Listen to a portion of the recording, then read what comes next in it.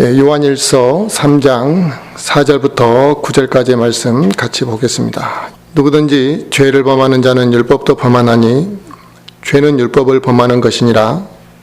그분께서 우리 죄들을 제거하려고 나타나신 것을 너희가 알거니와 그분 안에는 죄가 없느니라. 누구든지 그분 안에 거하는 자는 죄를 짓지 아니하나니 누구든지 죄를 짓는 자는 그분을 보지 못하였고 알지도 못하였느니라. 어린 자녀들아, 아무도 너희를 속이지 못하게 하라. 의를 행하는 자는 그분께서 의로우신 것 같이 의로우며 죄를 범하는 자는 마귀에게 속하나니 마귀는 처음부터 죄를 짓느니라. 하나님의 아들이 나타나신 목적은 이것이니 곧 그분께서 마귀의 일들을 멸하시려는 것이라. 누구든지 하나님에게서 난 자는 죄를 범하지 아니하나니 이는 그분의 씨가 그 속에 머물러 있기 때문이라. 그는 하나님에게서 났으므로 죄를 지을 수 없느니라. 아멘. 네, 오늘 하나님 말씀의 주제는 죄의 종노릇에서 벗어남이라는 주제로 말씀을 전하려고 합니다. 우리 인간은 죄인으로 태어나서 죄성을 가지고 또 죄와 밀착된 상태에서 하루하루를 우리는 살아가고 있습니다.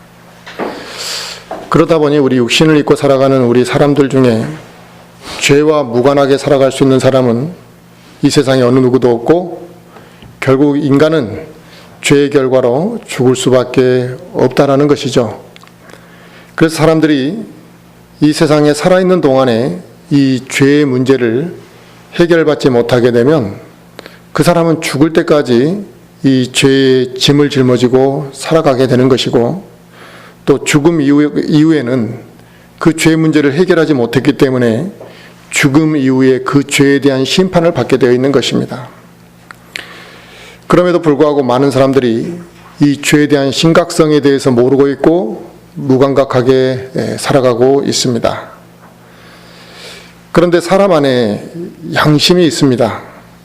이 양심은 죄에 대해서 반응하도록 하나님께서 우리 마음에 심어두신 것입니다. 그래서 죄에 대한 인식을 하게 되고 이 양심이 반응하는 경우에는 자신이 지은 죄에 대한 양심의 가책을 느끼게 되는 것이죠. 그 죄로 인해서 그 양심의 갈등이 나타나기 때문에 사람들은 그 양심이 반응하게 되면 죄 문제에서부터 벗어나고자 하는 갈망을 하기 시작하는 것입니다. 하지만 우리가 살고 있는 이 세상은 얼마나 많이 이제 타락해 버렸는지 죄를 죄라고 인식하지 않는 세상까지, 그런 순간까지 와버렸습니다. 결국 이것은 그 양심이 없어서가 아니라 죄에 대한 양심을 덜 느끼기 위해서 죄에 대한 정의를 달리 해버렸다는 것이죠.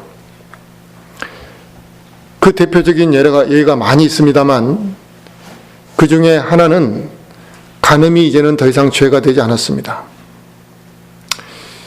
이제는 학교 안에서 성교육을 시켜도 이제 이 어떤 간음의 문제는 죄라고 인식시키지 않는 상황이 됐습니다. 이제 거기서 한 발 더 나아가서 동성애도 죄라고 인식시키지 않고 사랑으로 선택적인 사람이 선택할 수 있는 것처럼 가르치고 있는 상황이 됐습니다.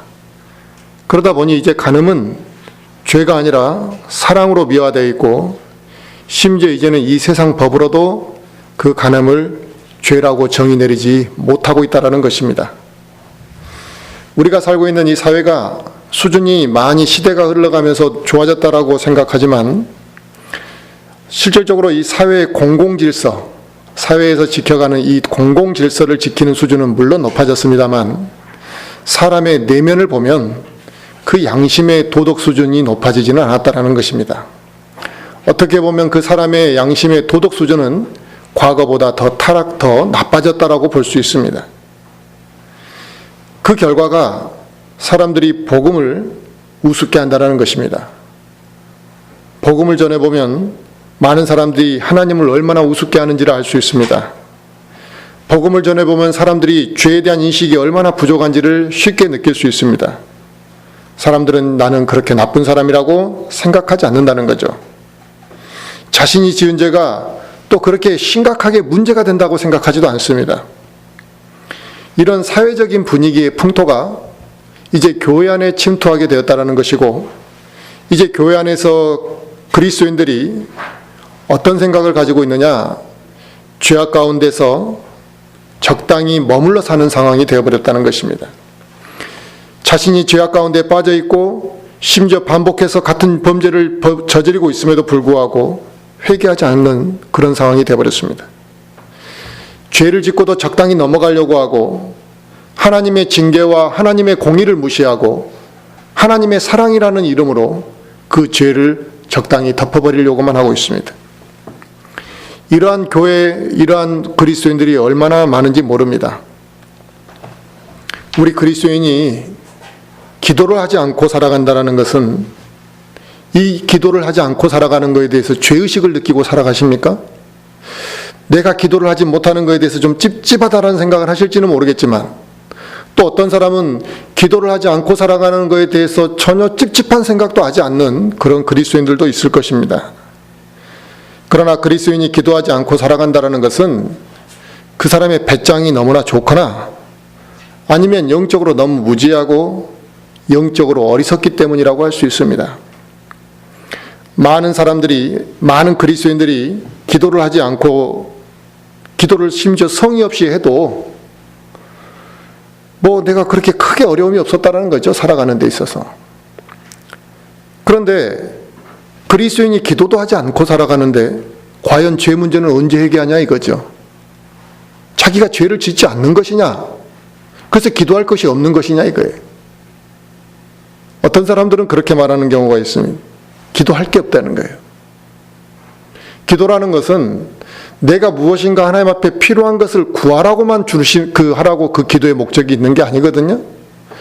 먹고 사는데 좀 충분하고 부족하지 않고 크게 어려움 없고, 그러니까 기도할 게 없다라는 거죠. 그러나 이게 바로 기도하지 않는 그리스도인의 영적인 무지와 어리석음이고, 아니면 배짱이 너무나 좋았다는 거죠. 회개는 언제 하냐 이거예요. 결국 하나님을 두려워하는 마음이 없고 참으로 내가 회개할 마음이 하나님 앞에 없기 때문에 우리는 무릎을 꿇지 않는 것이겠죠. 우리가 누군가에게 용서를 빌 마음이 있다면 우리는 반드시 그 사람을 찾아가게 되어 있습니다. 그래서 그 사람에 찾아가서 우리는 용서를 비는 것이죠. 만약에 대충 용서를 빈다면 상대방은 그걸 용서를 받아주지 않을 것, 용서해주지 않을 것이라는 겁니다. 또 우리는 누군가에게 진정으로 뉘우치는 마음이 있다면 그 사람의 지위 고하를 막론하고 무릎을 꿇고 우리는 죄를 고백합니다. 그런데 우리는 하나님 앞에 무릎을 꿇지도 않고 용서를 구하지도 않고 그저 우리는 그렇게 살아가고 있다는 사실이죠. 심지어 교회 다니는 사람들 중에는 자기가 죄에 대한 인식에 대해서 깊이 생각해 보지 않는다는 거죠. 자신이 죄인임에도 불구하고 그 죄인이었으면 죄를 지은 것이 있는데 그 죄에 대해서 진지하게 회개 한번 해본 적도 없다는 거예요. 그런데 자기가 구원받은 것처럼 포장하고 구원받은 것으로 착각하는 사람도 있습니다. 죄에 물들어 있는 사람들은 이 물이 들었다라는 것은 이미 죄에 대해서 무감각해졌다라는 것이죠. 그러니까 그 죄의 더러움과 죄의 심각성과 죄의 치욕스러움에 대해서 무감각하고 적당히 인식을 못하고 살아가는 것입니다. 그러니까 부끄러움을 모르게 되는 거죠. 죄를 짓고도 부끄러움을 모르고 또 부끄러움을 덜 느끼고 살아가는데, 그러한 삶을 우리가 지속하게 되면 하나님과 멀어지게 되고 이 하나님과의 어떤 관계가 나쁜 관계가 될 수밖에 없다는 것이죠. 우리 구원받은 그리스도인들은 더 이상 이제 죄와 하나가 될 수 없다는 것입니다. 예수 그리스도께서 나의 죄 때문에 십자가에 죽으셨잖아요. 그 십자가에 죽으시고 그 피로 인해 내 죄가 씻음받았습니다. 우리는 그것을 믿습니다. 그 믿음으로 우리는 구원을 받았고 그것을 믿는 우리 안에 성령님을 증표로 주셨다는 거예요. 그래서 우리는 하나님의 영이 우리 안에 들어와 계시기 때문에 우리는 죄와 하나가 될 수 없다는 것입니다. 우리가 이 세상에 사는 동안 죄의 유혹은 계속해서 찾아오는 것입니다. 그래서 우리가 그 죄의 유혹에 쓰러질 수도 있고, 또 죄의 유혹이 찾아올 때마다 우리가 그것을 이겨낼 때도 있는 것이고, 또 이겨내지 못하고 쓰러질 때도 있습니다. 하지만 내 안에 계신 하나님의 영이 거하시다라는 사실, 하나님의 영이 내 안에 거하신다는 사실을 우리는 잊지 말아야 합니다. 그걸 인식하고 있느냐 인식하지 못하느냐는 죄의 유혹이 찾아올 때 반응하는 것이 다르다는 거죠. 우리가 내 안에 거하시는 성령님을 의지하게 되면 성령님께서 나를 인도하시기 시작하는 겁니다. 어떻게 인도하냐면 죄와 싸워서 이길 수 있도록. 그래서 그 유혹을 우리가 피하고 이길 수 있는 힘을 성령님께서 우리에게 주시는 것입니다. 그런데 우리는 죄에 대한 인식을 너무 작고 아주 협소하게 생각해서는 안 됩니다. 사람들은 죄라고 하면 사회에 해악을 끼치는 것을 죄라고 인식하는 경향이 있죠. 그러니까 신문과 방송에 머리 헤드라인 기사를 장식할 정도가 돼야지 죄라고 인식합니다. 그런 큰 범죄들을 죄라고 인식하기 때문에 대부분의 사람들은 나는 그런 정도의 범죄에 속해 있지 않다라고 생각하는 거죠. 그래서 내가 그렇게 비난받아야 되고 심판받아야 될 정도로 생각하지 않습니다. 살인을 저지른 사람이 이 세상에 몇 명이나 되겠습니까? 0.1%도 안 됩니다. 그러니까 대부분의 사람들은 나는 그렇게 살인을 저지른 사람이 아니기 때문에 그와 똑같은 대우를 받아야 된다고 생각하지 않습니다. 그리고 또 자신이 지은 수많은 죄들에 대해서 드러난 적이 없다 이게. 우리가 죄를 안 짓고 사는 것이 아니라 죄를 짓고 사는데 그 죄가 드러나지 않았어요. 그래서 주변 사람들이 모르고 있기 때문에 사람들은 그 죄에 대해서 회개할 필요가 없습니다. 간혹 어떤 사람이 있죠? 그런 사람들이 있죠. 자기가 20년 전, 30년 전에 빵을 하나 훔쳤던지 무엇인가 무임승차를 했던지 그래서 그 돈을 갚고 싶어서 몇십 년 후에 100배, 50배 이렇게 갚는 사람들이 있습니다. 누구한테 발각되지 않았는데 양심의 가책으로 그런 사람들이 간혹 있다. 이게 간혹. 그것도 간혹입니다.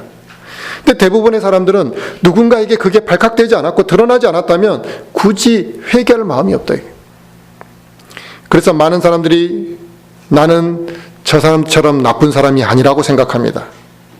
나보다 큰 죄를 저지른 사람도 많고 나보다 더 많은 죄를 저지른 사람들 중에 잘 살고 있는 사람도 많기 때문에 내가 지은 죄 정도는 심판받고 비난받을 정도가 아니라고 생각한다는 거죠. 그래서 자기 죄에 대해서는 뭐라고 이야기하냐? 실수라고 생각한다는 것이. 그냥 철없을 때 했던 행동의 실수라고 판단하지 그것이 정말 내가 부끄럽고 수치스럽고 큰 죄라고 인식하지 않는다는 것이. 어쩔 수 없이 내가 하게 되었다고 합리화하기도 합니다. 그러나 공의로 세상을 심판하실 하나님께서는 죄에 대한 인간의 기준이 인간이 보는 그 기준으로 보시는 것이 아니잖아요. 하나님께서는 우리의 죄를 단 하나도 빠짐없이 기억하고 계실 것이고 그 모든 것들을 세세하게 그 죽음 이후에 심판하실 것이라는 거죠. 성경은 우리가 남을 미워하는 것도 죄라 그랬습니다. 남을 시기하고 있는 것도 죄라 그랬습니다. 질투하는 것도 죄가 됩니다. 그러면 도둑질, 간음, 살인 이것은 당연히 죄가 되겠죠. 그뿐만 아니라 우상을 숭배하는 것도 죄라 그랬습니다. 이 우상의 범주 안에는 어떠한 거짓 종교의 형상에 절하는 것만이 우상 숭배가 아니라 우리 안에 있는 탐심도 우상 숭배고 돈을 사랑하는 것도 우상 숭배고 성경에는 없습니다만 많은 부모들이 착각하고 있는 것 중에 하나가 자식을 하나님보다 더 사랑하는 것도 우상 숭배라는 것을 모르고 있다는 사실이죠. 그래서 이 세상에는 수많은 우상 숭배자들이 의외로 많습니다. 하나님께 불순종하는 것도 죄요. 심지어 하나님을 믿지 않는 것도 죄며 하나님의 영광에 미치지 못하는 것까지도 이게 죄가 된다는 사실을 알아야 됩니다. 범주가 어마어마하죠. 이것이 성경에서 말씀하시는 죄의 기준이고 이게 성경이 죄에 대해서 정의를 내리고 있는 것입니다. 이런 성경 기준에 대해서 나는 그걸 죄라고 인정할 수가 없다. 이건 너무 과도하지 않느냐고 말하는 사람이 있겠지만, 우주 만물을 창조하시고 이 세상의 모든 것들을 주관하시며 우리의 모든 생명을 주관하시는 그 하나님께서 그분의 주권으로 그분이 말씀하시고 결정하신 것에 대해서 감히 인간이 그건 잘못되었다라고 말할 수 있냐 이거예요. 그건 우리에게 권한이 있는 것이 아닙니다. 우리가 아무리 그걸 반대하고 하나님 앞에 부정한다 할지라도 하나님이 내리신 그 죄의 정의가 뒤바뀔 일은 없을 것입니다. 그렇다면 하나님께서 왜 이렇게 죄에 대해서 폭넓게 말씀하시고 있느냐 이거예요. 너무나 이렇게 광범위하게 이야기하신 이유가 뭐냐 이거죠. 그건 하나님이 거룩하신 하나님이기 때문에 그렇습니다. 거룩하신 하나님이라는 것은 그분 하나에 단 하나의 오점도 없는 분이기 때문에, 그러니까 아주 먼지 같은 것도 우리 눈에는 안 보이니까 그게 먼지가 아니지만 하나님의 눈에는 그게 보이고 그게 더럽게 보인다는 거죠. 하나님은 거룩하신 분이기 때문에 그분 안에는 거짓이 단 0.0001%도 존재할 수가 없는 것이고, 그분은 거룩하신 분이기 때문에 오직 진실하신 분이시라는 겁니다. 그래서 하나님의 영광과 그분의 온전하심에 미치지 못하는 아주 미세한 하나도 결코 하나님 앞에 받아들여질 수가 없는 것이겠죠. 우리는 그런 하나님을 믿고 그런 하나님을 섬기고 있는 것입니다. 그러므로 우리가 깨달아야 하는 것은 인간은 단지 벌레만도 못한 죄인이었다라는 것, 인간이 하나님 앞에 무엇이나 되고 우리가 무엇인가 좀 존귀한 존재고 무엇인가 특별한 존재, 이런 개념이 아니라 우리는 매우 어리석은 존재라는 것을 알아야 되고, 가치 없는 존재였다는, 구원받지 못했을 때는 매우 가치 없는 존재였다는 걸 알아야 됩니다. 구원받지 못한 죄인에 대해서 무엇인가 자기가 이 세상에서 유일하고 아주 대단한 사람으로 착각한다면 그것은 어리석음의 극치입니다. 하나님께서는 우리 인간의 완악함을 아시고 우리가 죄악에서 벗어나지 못하고 있다는 걸 아시기 때문에 우리 인간을 구원하시기 위해서 하나님께서 직접 구원자이신 예수 그리스도를 이 땅에 보내신 것입니다. 자기가 죄를 지어놓고도 자기 죄를 능히 해결할 수 없는 인간들, 이 인간들을 불쌍히 여기신 거죠. 그래서 이 인간들을 사랑으로 구원시키시고자 그들의 죄를 제거하기 위해 예수님을 이 땅에 보내신 건데, 하나님께서는 우리 인간들이 죄의 속박에서 벗어나도록 하신 목적이 있는 거겠죠. 왜 그들을 그러면 구원시켜 주시려고 했냐 이거예요. 그냥 내버려 두시지. 죄를 지었으니까 심판받으면 되는 것이고 그들을 전멸시키면 되는데 굳이 그들을 왜 구원시켜 주시려고 하냐 이게. 그 죄의 속박에서 벗어나서 하나님이 받으시려고 하는, 하나님이 받으실 만한 존재, 원래 하나님께서 우리 인간을 창조하셨던 그 목적 그대로 회복되어지기를 원하시는 것입니다. 그런데 다시 원상복귀, 다시 죄인의 길로 가려고 한다는 거죠. 오늘 본문에 우리가 5절 말씀을 한번 다시 보시면, 요한일서 3장 5절에 그분께서 우리의 죄들을 제거하려고 나타나신 것을 너희가 알거니와, 그러니까 죄를 완전히 싹 없애버리려고 제거한다는 거죠.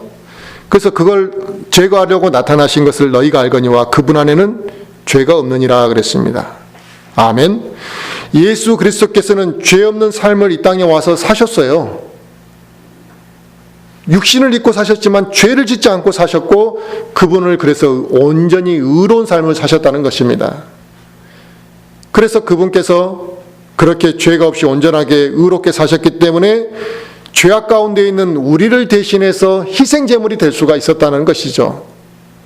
예수님도 마찬가지로 여기 와서 죄를 지었으면 하나님 앞에는 받아들일 수가 없는 거예요. 점이 있어서, 흠이 있어서. 근데 점도 없고 흠도 없었기 때문에, 그분은 온전히 거룩하신 분이었기 때문에 우리의 죄값에 대한 희생제물이 되실 수가 있었고, 그 예수님이 우리를 대신해서 희생제물이 되었다라는 것, 대가가 되어 주셨기 때문에 그것을 믿고 구원받은 사람들은 이제 완전히 자유케 되었다라는 것이죠. 그래서 우리가 죄에서 자유케 되었고 하나님께 받아들여질 만한 존재가 될 수 있다는 것입니다. 이걸 어떻게 우리 행위로, 우리의 노력으로 가능할 수 있었겠냐, 이건 불가능한 이야기였다는 거죠. 즉 우리가 예수님을 믿는다라는 것은 그분께서 나의 죄를 대신하여 십자가에 죽으신 것을 믿는 것입니다. 우리가 그 사실을 믿고 이제 예수님께서, 내가 그걸 믿는 순간에 예수님께서 내 안에 이제 거하실 수가 있는 거거든요. 내가 그걸 받아들이지 않냐면, 예수님이 나의 죄 때문에 죽으셨다는 것을 거부한다면 주님이 내 안에 거하실 수가 없는 겁니다. 바로 나의 죄 때문에 십자가에 죽으신 그 대가를 치르신 그분께서 내 안에 거하시면 이제 우리가 뭔 생각을 해야 되겠냐 이거죠. 그분이 내 안에 거하신다는 걸 인지를 못하면 안 되잖아요. 자기가 예수님을 믿었다고 말해놓고. 그분이 내 안에 거하신다면 우리는 이제 그분을 감히 슬프게 하는 행위를 쉽게 아무렇게나 할 수가 없는 것이라는 거예요. 자기 안에 예수님이 거하신다는 것을 모르고, 그것도 모르고 또 그분을 슬프게 하는 행위를 쉽게 해버린다면 이건 뭐가 문제가 있는 거죠. 그분이 내 안에 거하시면 우리는 그분을 기쁘시게 하는 일을 하는 것입니다. 남자들은 임신을 안 하니까 그 느낌을 덜 느끼겠지만 여자들은 임신을 한다. 그 아이가 어떻게 생겼는지, 그 아이가 어느 성격을 가지는지 알 수가 없어요. 하지만 자기 생명이에요. 그러니까 그 아이를 기쁘게 할 수 있는 모든 노력을 다 한다. 좋은 것을 먹고 그 아이가 해가 되는 것은 하지 않아요. 심지어 술, 담배 하는 사람들도 임신하면 술, 담배를 안 하더라고요. 보니까. 그 아이에게 해가 될까 봐. 그러면 우리 안에 예수님이 거하신다는 걸 안다면 어떻게 우리가 그분을 슬프게 하는 일을 쉽게 할 수 있느냐 이거예요. 그분을 기쁘시게 하는 일을 하는 것이 정상적인 그리스도인의 모습 아니겠느냐 이거죠. 그런데 간혹 구원받았다고 말하면서도 하나님을 기쁘시게 해드리는 일에 대해 전혀 관심이 없는 사람들이 있습니다. 하나님께 영광을 돌려드리는 모습에 대해서 거부감을 갖는 사람도 저는 봤습니다. 그러한 자세는 하나님께서 원하시는 게 아니고 잘못되었다라고 지적했을 때 막 거부감을 갖는데 자기 하고 싶은 대로 하겠다는 거죠. 계속해서 죄악 가운데 머물러 있고 심지어는 죄를 찾아서 하는 사람들도 있더라는 거죠. 이것은 자신을 구원하신 예수 그리스도와 매우 멀어지는 생각이고 멀어지는 것입니다. 그럼에도 불구하고 죄 가운데 머물러 있는 경우는 우리는 그 사람이 정말 구원받은 사람이 맞는가 의문을 갖지 않을 수가 없는 것입니다. 또 오늘 본문 요한일서 3장 6절에 뭐라 그랬습니까? 누구든지 그분 안에 거하는 자는 죄를 짓지 아니하나니 누구든지 죄를 짓는 자는 그분을 보지 못하였고 알지도 못하였느니라 했습니다. 아멘. 우리 그리스도인은 구원받는 그 순간에 이제 죄와 원수가 되었다는 것입니다. 왜? 죄에서 벗어났고 죄의 속박에서 벗어났고 마귀와 대적하는 관계가 되었기 때문에 죄와 원수가 되었고 우리 안에는 그분이 거하시게 되었습니다. 또 반대로 우리도 그분 안에 거하게 된 것입니다. 그렇다면 우리가 그분 안에 거했어요. 근데 그분 안에는 죄가 없으시대요. 그렇다면 우리가 어떻게 죄의 길로 갈 수 있겠냐 이거예요. 그런데 우리가 육신의 정욕에 빠지게 될 때 우리가 그분 안에 거해야 되는데도 불구하고 육신의 정욕에 빠지게 되면 그분 안에 거하지 않은 상태가 되는 거다. 그래서 죄의 유혹에 넘어가게 되고 죄를 짓게 되는 것입니다.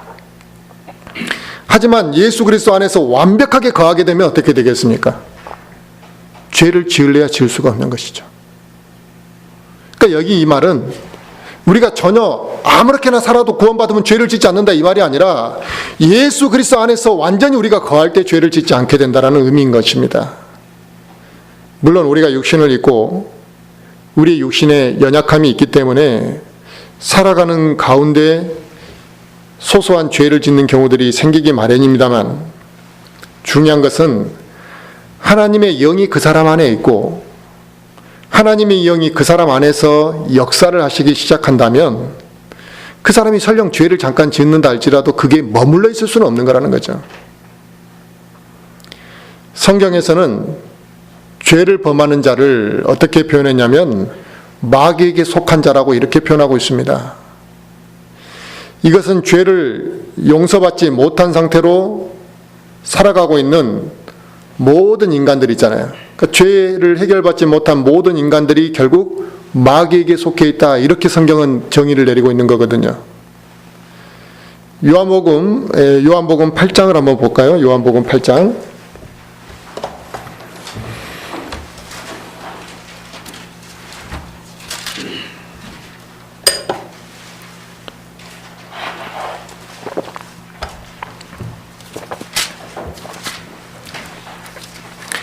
요한복음 8장 44절 말씀 한번 보겠습니다. 너희는 너희 아비 마귀에게서 났으므로 너희 아비의 욕망들을 행하려 하느니라. 그는 처음부터 살인자요 자기 속에 진리가 없으므로 진리 안에 거하지 아니하고 거짓말할 때 자기 것으로 말하나니 이는 그가 거짓말쟁이요 거짓의 아비이기 때문이라 그랬습니다. 아멘. 어떤 사람은 야 너는 마귀 자식이야 이렇게 표현하면 단순히 자기를 모욕했다 이렇게 생각하기 때문에 이걸 굉장하게 기분 나쁘게 생각합니다. 그런데 이게 감정적으로만 생각할 문제가 아니라 이거에 대해서 진지하게 생각해 본다면 이게 충격적인 이야기 아닙니까? 같은 모습, 같은 인간이라고 생각했고 같은 사회 구성원으로 이렇게 우리가 형성해서 살아가고 있고 다 똑같은 인간의 인격과 인간의 존엄성을 이야기하고 살아왔는데 하나님이 그렇게 말씀하지 않고 이 세상에는 두 부류가 공존해 있다는 거예요. 하나님의 자식과 마귀의 자식이 공존해 있다. 이렇게 해서 하나님 성경은 말씀하시고 있기 때문에 이게 굉장히 놀라운 이야기입니다.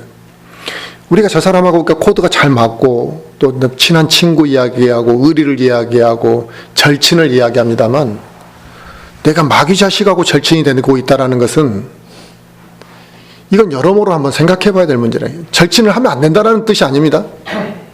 내 절친이 다 마귀 자식이라는 것은 한번 생각해 봐야 될 일이라 이거예요.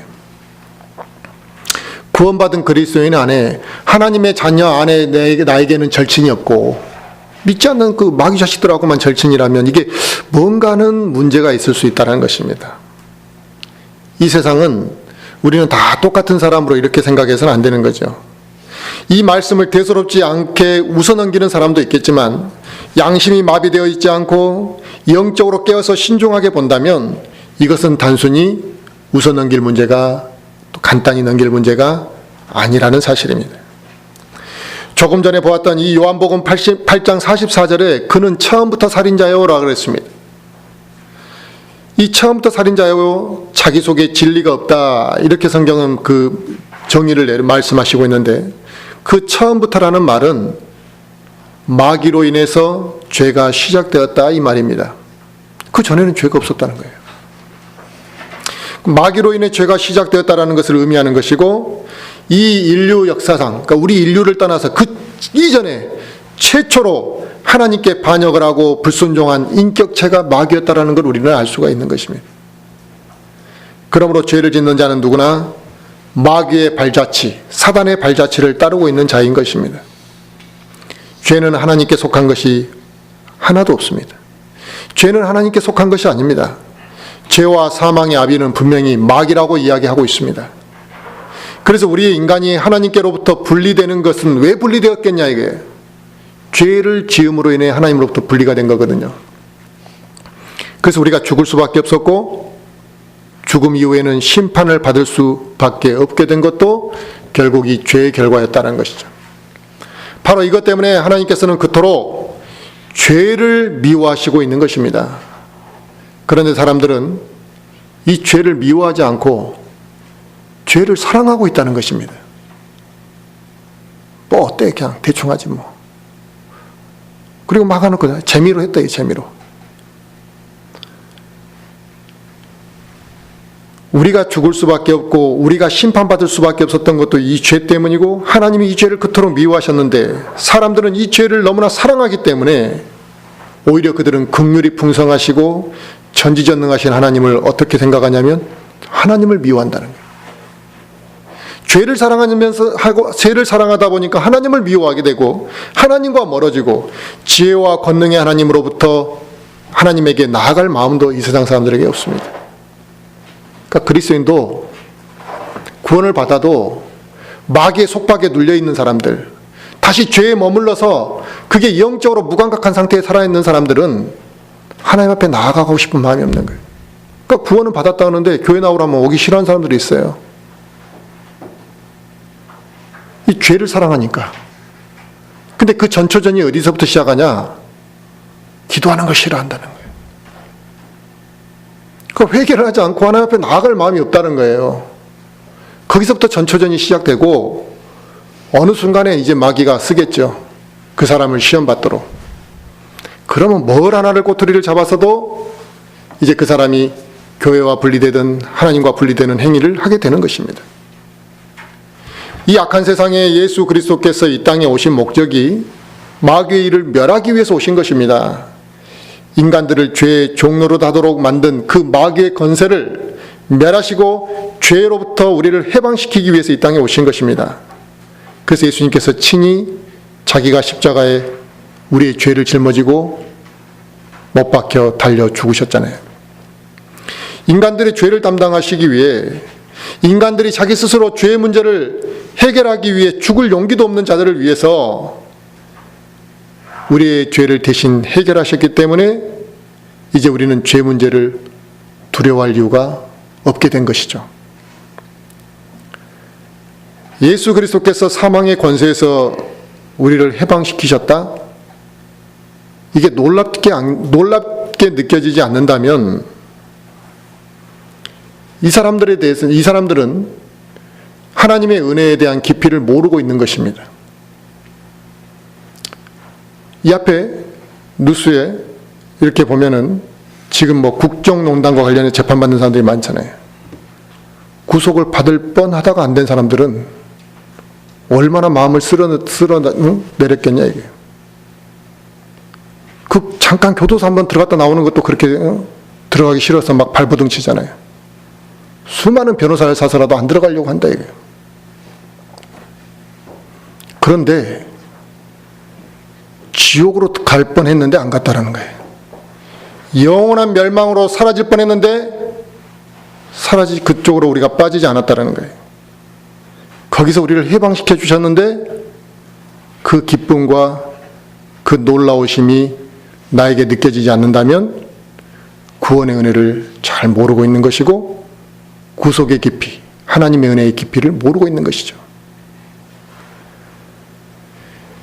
예수님 그리스도께서 친히 인간들의 죄를 짊어지고 나무에 달려 죽으심으로 인간의 죄를 위해 죽으셨기 때문에 이제 우리의 죄가 다 그걸 믿는 사람들의 그 모든 죄가 해결받았기 때문에 이 죄 문제에서 우리가 두려워하지 않고 살아간다는 것은 엄청난 복입니다.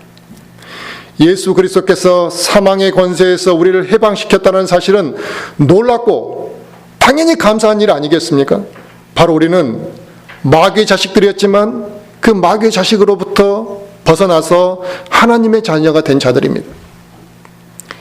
이게 어떻게 가능해졌냐? 예수 그리스도의 사역으로 인해 모든 것이 가능하게 되었습니다. 그렇다면 이 놀라운 사실을 어떻게 아무런 반응이 없고 아무런 생각이 없을 수 있냐 이거예요. 생각이 없는 사람이 이상한 거 아니냐 이거예요. 그런데 자신의 죄가 예수 그리스도로 인해 용서를 되었다라고 믿는다고 말하면서도 계속해서 죄 가운데서 살아가고 그 죄에 머물러 있고 그 죄에 대해서 회개할 마음도 하지 않고 살아가는 사람들이 있다. 그런 사람들의 구원에 대해서 의심해 보는 것이 정상 아니겠습니까? 왜냐하면 구원받은 사람은 하나님의 영이 그 사람 안에 있기 때문에 그가 더 이상 죄에 머물러 있는 것을 원치 않는다라는 것입니다. 죄를 지을 수는 있지만 머물러 있는 것을 원치 않는 것입니다. 자, 그래서 오늘 요한일서 3장 9절에는 뭐라 그랬습니까? 누구든지 하나님에게서 난 자는 죄를 범하지 아니하나니 이는 그분의 씨가 그 속에 머물러 있기 때문이라. 그는 하나님에게서 났으므로 죄를 지을 수가 없느니라 그랬습니다. 아멘. 이 말씀은 예수 그리스도를 믿고 나면 이제 우리가 더 이상 죄를 짓지 않고 살아간다, 완벽하게 살아간다는 말씀이 아니라 이제 더 이상 죄 가운데 머물러 있기를 원치 않게 된다. 이게. 자, 로마서 6장도 한번 볼까요? 로마서 6장 한번 보겠습니다.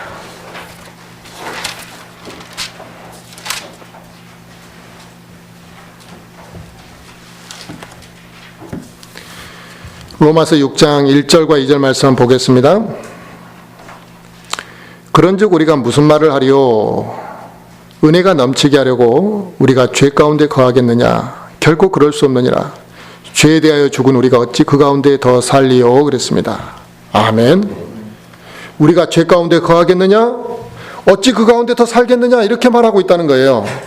구원받은 그리스도인은 하나님의 영이 그 사람 안에 거하기 때문에 의도적이고 습관적으로 계속해서 그 죄 가운데 머무는 것을 거부하게 되어 있다 이거지.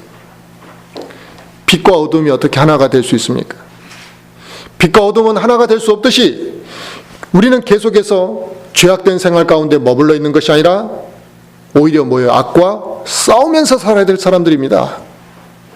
그래서 우리 구원받은 그리스도인들은 구원받고 하나님의 말씀을 더욱더 알아가면 알아갈수록 뭐예요? 양심이 더욱더 민감하게 되는 것입니다. 죄에 대해서 더 민감하게 반응하게 되고 그것을 우리가 경험해 보신 분들이 있을 거예요. 구원받기 전에는 뭐 아무렇지도 않았던 것이 구원받으면 약간의 양심의 반응을 하는 것입니다. 그런데 영적으로 성숙해가면 성숙할수록 심지어 그렇게 비난받을 일도 아닌데 자기가 하나님 앞에 아주 민감하게 떨고 괴로워하는 경험, 이런 경험들을 해보신 분도 있다. 예전에 아무렇지 않게 우리가 악한 말들을 하고 막 욕도 하고 막 살았던 죄악된 행동을 하고 심지어 그게 거부감도 없이 이렇게 살아갔는데 하나님을 이제 의식하게 되는 것이다. 또 자신의 과거의 악한 행동들을 이미 했던 일이지만 이제 내가 영적으로 성숙해서 보니까 그게 얼마나 수치스러운지를 알게 되는 것이다. 내 안에 수많은 수치거리들이 발견되고 내가 얼마나 하나님 앞에 부족한 존재였는지를 깨닫게 되고 죄에 대해서 인식하고 민감하는 반응들이 계속 우리 안에서 나타난다. 바로 이것이 하나님의 영이 그 사람 안에서 역사할 때 나타나는 반응인 것입니다.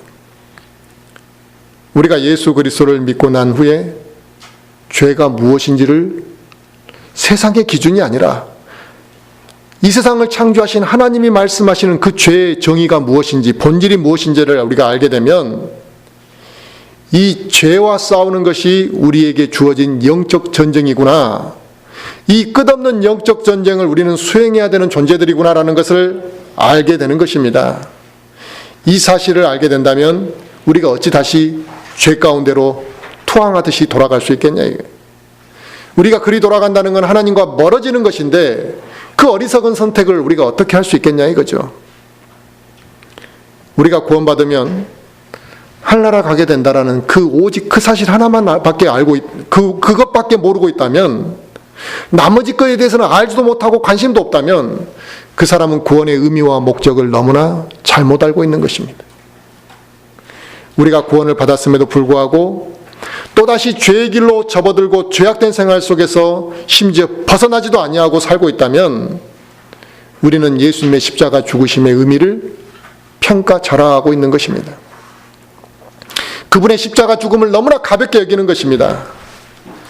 또 자신이 죄를 짓고서 양심에 반응하지 않고 회개하지 않는다면 그 사람이 어떻게 하나님의 자녀이고 그 사람을 어떻게 우리가 구원받은 그리스도인이라고 말할 수 있겠습니까? 죄된 삶을 살면서 하나님을 두려워하는 마음이 없고 그 죄악에서 벗어나려고 하지 않는 사람이 어찌 하나님으로부터 많은 복을 받기를 원하냐 이거예요. 죄에 대해서 회개하지 않고 살아가는 사람이 그 사람의 기도가 어떻게 하나님으로부터 응답을 즉각적으로 받을 수 있겠냐 이거예요. 그러므로 우리는 죄에서 벗어나야지만, 죄에서 멀어져야지만 우리의 영적 생활이 지속 성장할 수가 있는 것입니다. 우리 그리스도인은 엄청난 복된 그리스도 사람들입니다. 값없이 영원한 생명을 약속받은 사람들이며 전지전능하신 하나님의 자녀가 되어지는 특권을 입은 사람들이기 때문에 그렇습니다. 이 세상 사람들이 우리를 볼 때야 당연히 이상하게 볼 수 있겠죠. 뭐 별 볼 일 없이 볼 수도 있겠죠. 눈에 보이지도 않는 그 구원을 그렇게 소중하다고 이야기하고 또 그것을 뭐 가보지도 않은 하늘나라를 가게 되었다고 기뻐하고 있고, 이게 그 믿지 않는 사람들이 볼 때는 이해가 되지 않을 것입니다. 또 우리가 전하는 복음을 그들은 가치 없게 여겼지만 우리는 그걸 소중하게 여겼잖아요. 그런데 중요한 것은 이 세상을 창조하시고 죽음 이후에 영원히 함께 거하실 그 하나님께서 우리를 복되다고 말씀하시고 우리에게 복을 주시고 있다는 사실입니다. 성경의 약속을 믿고 성경에 말씀하신 것들을 우리가 하나 둘 깨달아 가게 되면 하나님께서 우리에게 얼마나 귀한 것들을 주셨는지를 우리가 깨닫게 되기 때문에 우리는 성경의 귀를 열고 우리가 성경의 말씀을 듣고 있는 이상 우리가 더 이상 죄의 종노릇 하기를 거부하게 되어 있는 것입니다. 성경 말씀에 깨어있는 사람은 죄의 종노릇 하기를 원하는 사람이 없다는 것이에요. 이 썩을 세상의 목적과 이 삶의 방향이 이 세상에만 맞춰져 있지 않기 때문에 그들의 생각과 사고가 죄의 길로 갈 수가 없는 거죠. 오늘 우리는 이 말씀을 통해서 한번 깊이 생각해 보는 시간을 되었으면 좋겠습니다. 과연 내가 죄에 머물러 있지는 않는지, 하나님과 멀어져서 적당히 살아가고 있지는 않는지, 과연 내가 하나님 앞에 무엇을 회개하고 돌이켜야 되는 것인지를 한번 우리가 진지하게 생각하고 죄악에서 벗어나 죄의 종노릇을 하는 삶을 살지 않도록 우리 모두 깨어있기를 간절히 기도하겠습니다. 네, 기도하시겠습니다.